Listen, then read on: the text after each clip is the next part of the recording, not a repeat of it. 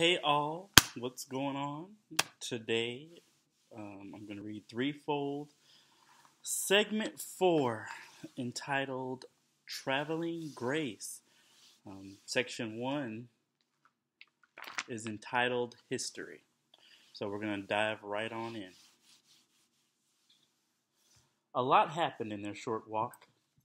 Hugo learned Junyo's father, Noboru, was in fact dead, which made him wonder how Junyo would handle the news. Chiyoko learned her mother had lied to her.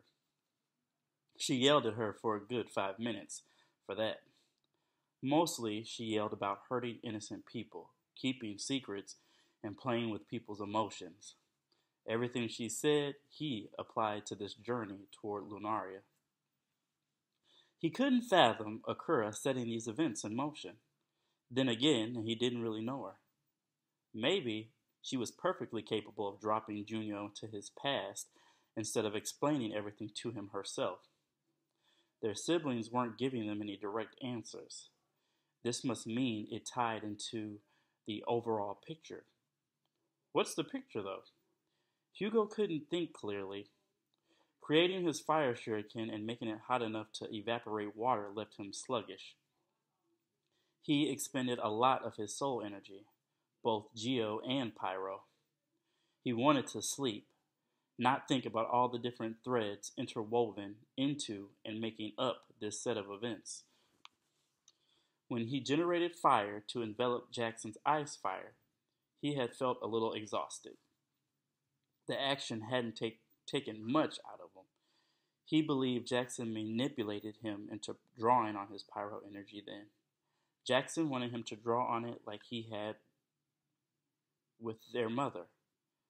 This time he manipulated him into using a large amount of his pyro energy, focusing it for offensive use. If he learned anything during his fight against Chiyoko, it was that he needed to train more in using his pyro energy if he planned to use it seriously. Had his fight with Chiyoko decided things for him? He always wanted to avoid fire, pyro energy, because growing up around it, its users always demonstrated he wasn't a pyro energist. He felt he was missing something or lacking something. Who could compare to his dad? Who could compare to Jackson? Earth, geoenergy became a part of him because it was the foundation of who he was. Even if he felt more comfortable using Earth, he needed to use his fire. It no longer was that part of himself he could ignore. Jackson, Mateo, they wouldn't let him. Mateo told him to ask Junyo for help. He had meant more than asking for help. If he trained with Junyo, fought against him, Hugo believed he'd come far as a pyro energist in a short amount of time. He also believed it was what Mateo wanted. After Chio allowed Chiyoko to finish expressing herself, she told her Junyo's relation to them and who had killed her uncle. She shocked Hugo and Chiyoko. He was right about Junyo's parentage, but hearing what happened between Junyo's biological parents left him saddened. He wondered how Junyo would take this news. The man rarely showed emotion. Would this break him? Chio led the two of them toward Junyo and Guinness. They gathered into a large group. Atsuko, who looked visibly upset, went and stood beside Chiyoko. What happened?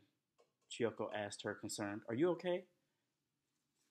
I'd rather not talk about it, Atsuko said. Chiyoko wrapped an arm around her shoulder and gave her a slight hug.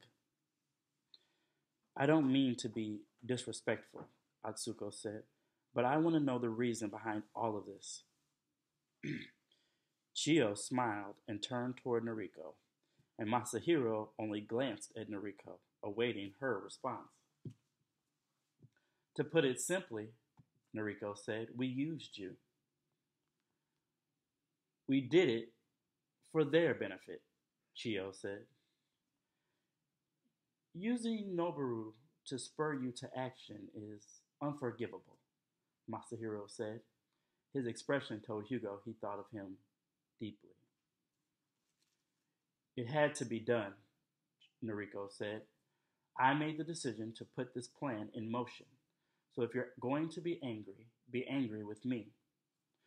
Junyo, Hugo, and Guinness didn't come here by chance. They were sent here.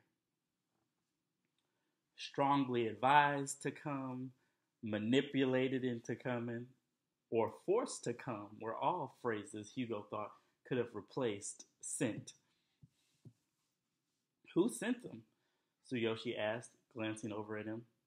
Junyo and Guinness, who were standing beside each other. They were inadvertently standing beside each other. Their close proximity seemed odd, awkward, or uncomfortable.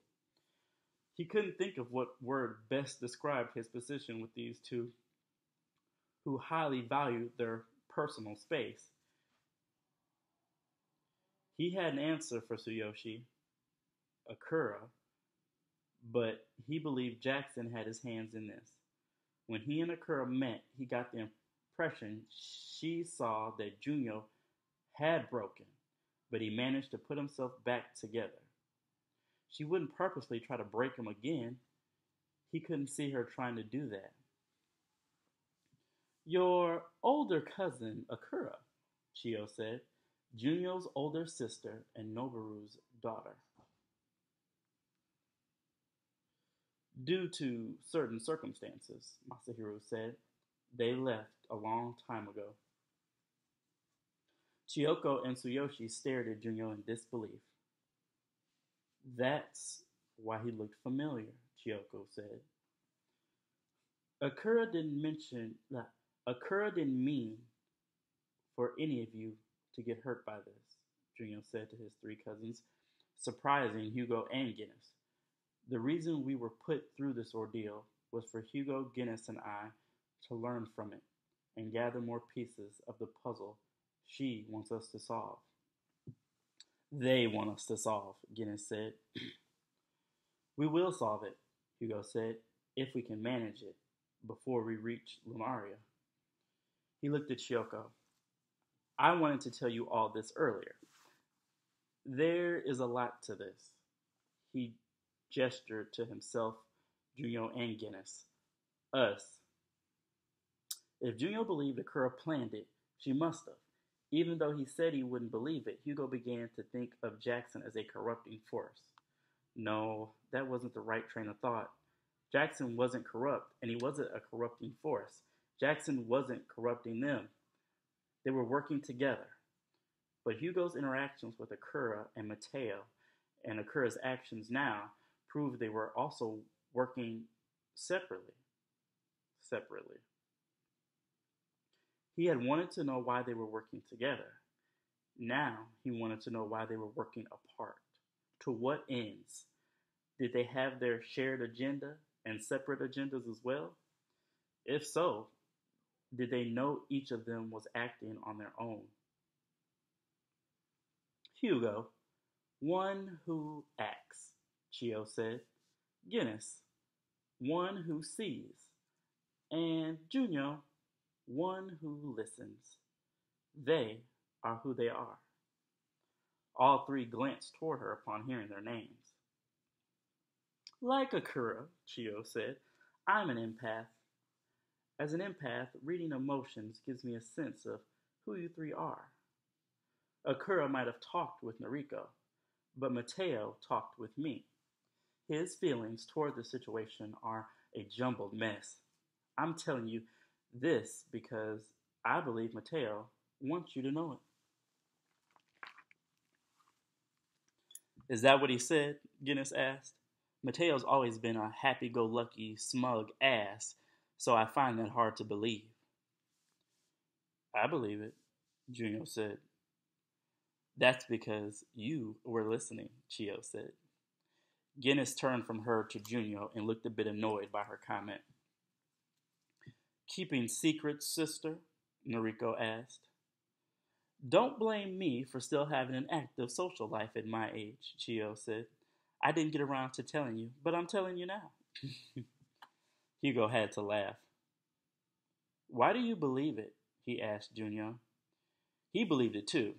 Junyo and Guinness turned in his direction. Guinness had known Mateo most of his life, which is why he didn't believe it.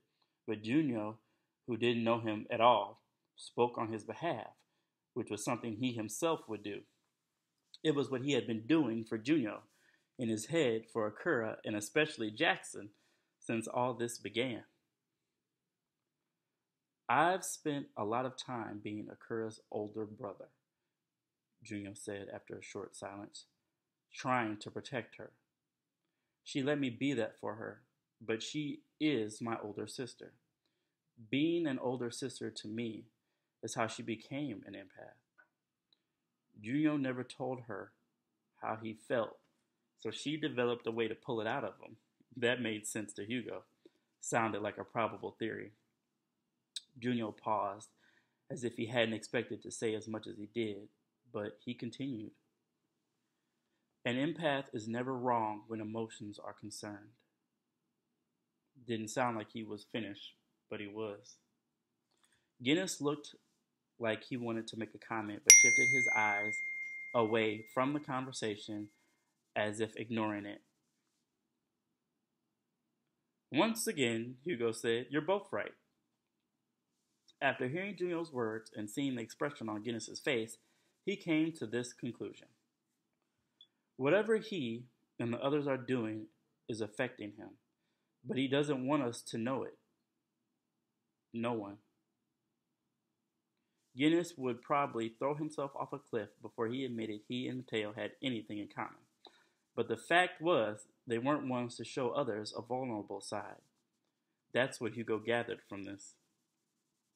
Thanks to Chio, Hugo said, we've been given something extra to work with. Guinness and Junyo. Hugo had some theories. Guinness saw Junyo the way he saw Mateo. He had contempt for them both. Hugo began to believe this was because Junyo and Mateo were similar in Guinness's mind, stemming from him not understanding who they are, their way of thinking, and their actions. A large part of Guinness didn't want to understand, even though Hugo believed a part of him did. All this made sense in Hugo's head because he was trying to figure out the plan and understand everyone involved with it. He concluded that something was wrong, not necessarily bad, and Mateo wanted him to come to that conclusion. That wasn't what Mateo wanted you to tell us, Hugo said, turning to Chio. There was something else. He, Guinness, and Junyo watched as Chio pulled her arms from within her robes. For you, Chio said. She handed him a large book. He read the title on the cover, Foundation, A World History. A Professor Elsa Alsby wrote it. A white bookmark marked a page to which he opened the book. Written on it, he read the words, Pave the Way. He showed it to Junyo. He read it, and Guinness did too. Why did Mateo send you a book, and why did he leave you that message? Guinness asked seriously. From the expression on his face, Guinness seemed annoyed at not knowing what this meant. Mateo wants Hugo to find an answer, Junyo said. We're already searching for answers, Guinness said. They've got us trekking across the continent, trying to track them down and following their cryptic clues. No, Hugo said and shook his head. Guinness misunderstood. It's not about their agenda. He wants me to know his agenda. Sounds like the Mateo I knew, Guinness said, working on his own. They work as a group and of their own accord, Junyo said. Is that what you're thinking? He asked him. Hugo nodded in agreement. It's less about answers and more about something he wants me to do. This is the second time he's left this message. What is it, Mateo? Can't you tell me? If not, why? He noticed Guinness eyeing the page in the book. A group picture featuring 3 women was prominent on the page. Equalization War, Hugo read aloud the title of the chapter. The caption he read gave the women's names. Luna, Soleil, and Estelle. He read a little to himself. Luna, Soleil, and Estelle became leaders of Lunastra, Solares, and Estrellano, respectively. Mateo said it's the only copy, Chio said. It's a compilation of 250 years worth of information. He said it should prove helpful if you get through it. You failed to share the details of your private conversation with the rest of us, Noriko said to Chio. Chio chortled. Oh, sister dear, you can't be the only one who keeps a few things to herself. Noriko and Chio discussed the ramifications of appearing divided among the young people. When Chio spoke to the three of them again, Hugo closed the book. What significance would a book and a war have to him, to them, to all of it? He decided he'd read more and study it. He believed those actions would lead to some clarity. Noriko gave Chio a look Hugo could only interpret as disapproval. You met with someone too, Chio said. Am I right, Masahiro? Noriko turned to give her brother the same look. Not such a great feeling, Chiyoko said, to be kept in the dark, Aunt Noriko. Noriko didn't respond or look at her. You met with the young woman with the little boy, Chio said. Am I right? She was more at peace, but a little sad despite her beautiful smile. You saw her with me, Masahiro asked. Yes, she was an intelligent young woman. It was a pleasure to meet her. The little boy was her son.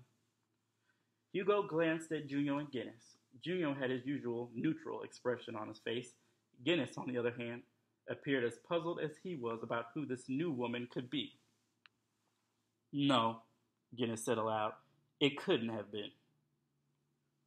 It could have been, Masahiro said. The young woman was your sister, Teresa. She has a kid? Guinness exclaimed. I call bullshit. Hugo watched Guinness quickly shut his mouth. I apologize for my outburst. He paused for a moment. Why did she talk to you?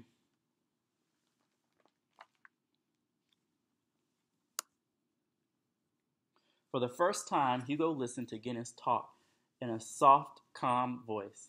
Junyo didn't appear to be the only one with a soft spot for his sister. Guinness asked a good question. Another player in the game. What role did Teresa play? Teresa wants to talk with you herself, eventually, Masahiro said, but she said she can't yet. She wanted me to relay a message to you. You need to forgive him. Guinness laughed and shook his head. That's not possible, Guinness said. This is between me and him, and he might think she'll keep me from my goal, but she won't. She explained to me what happened. She told me the whole story. Or I believe she told me what she felt she could. We agree you have the right to react the way you did, but now you should judge the situation with all the information first. She assumes hearing this other side of the story will change my mind, and it won't. She knows how I am. Why does she think she could ever change my mind on this? She said if you don't forgive him, Masahiro said, you'd regret it. Guinness shook his head. My family forgave him. Everyone wants to forgive him. He's gotten off too easy. It doesn't matter why he did it, but that he did it. Now he's put her life in danger. I'll forgive him when he's dead. So you have a sister, and her life is in danger. That's why you came. And Jackson blackmailed you into it, Hugo thought to himself. There's a lot going on here, Chiyoko said, and we three aren't the only ones lost. She must have seen the expression on Hugo's face. You three don't talk much, Tsuyoshi said. You're already lost, but all this new information is separating you even more. I agree, Atsuko said. The three of you have tales, which tell me you're not on the same page. And if you don't trust each other enough to get on the same page, why are the three of you even together? Chiyoko asked. Brilliant observations, and a great question, Chiyo said. For the most part, they're right, completely right. Hugo watched Guinness cross his arms, distancing himself from the conversation. He saw this as a 180 from the rage-filled Guinness he met, who wanted nothing more than to take Mateo's head. That might have something to do with respecting his elders, though. He watched Junyo, who appeared deep in thought. Maybe he was taking into consideration his cousin's words, or maybe he was trying to process everything he had learned about his past. Junyo and Guinness didn't trust each other. They were used to doing things on their own in their own way. Isolation, independence. Either one or both could be factors into their behavior. Although in his head, Junyo's reason involved isolation, and Guinness's involved independence. Neither truly accepted these strange circumstances. He had been too preoccupied with his own theories and thoughts to warrant the benefits of shared information. He chalked that up to so much happening in so little time. It was time to fix that. Would the truth be worth it? He, Junyo, and Guinness were no closer to figuring out the reasons behind their siblings' actions. The more they learned, the worse the information they received. If Jackson did murder Leiko, an innocent, Hugo had to bring him into custody. Could he forgive him? Could he still call him brother? Faced with murders, secrets, and lies, he began to wonder if they should stop while they were ahead. How was all this affecting them? How would it, and the final truth, affect them in the end? All right, guys, that was history. Section 1 of Segment 4. Tomorrow we're going to do Section 2, which is entitled Jeopardy. Thanks for being with me, and hope you listen tomorrow. Adios.